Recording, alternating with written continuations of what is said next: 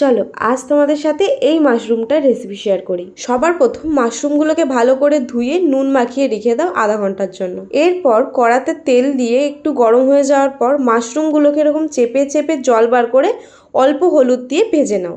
মাশরুমগুলো ভাজা হয়ে গেলে আলাদা জায়গায় তুলে রাখো। এরপর আবারও কড়াই অল্প তেল দিয়ে পিস করে রাখা আলু এবং পেঁয়াজ একসাথে ভেজে নাও। আলু আর পেঁয়াজটা যখন সোনালি হয়ে আসবে তখন একটা গোটা টমেটো কেটে দিয়ে দেব এবং সাথে 8 থেকে 7 কোয়া রসুন কুচো করে দিয়ে দেবো আর অল্প একটু আদা। তারপর সেটাকে ভালো করে কষিয়ে এইবার দিয়ে দেবো স্বাদ মতো নুন আর হলুদ গুঁড়ো। সেটাকে মিশিয়ে নেওয়ার পর দিয়ে দেবো 1 চামচ জিরে গুঁড়ো আর 1 চামচ লঙ্কা গুঁড়ো।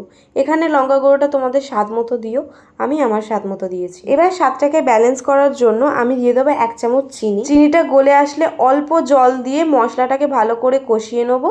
মশলাটা যখন একটু ফুটবে তখন আমরা দিয়ে দেবো ভেজে রাখা মাশরুমগুলো। এরপর 10 মিনিটের জন্য মাশরুমটা আমরা ছেড়ে দেবো। ব্যাস তৈরি হয়ে গেল মাশরুম।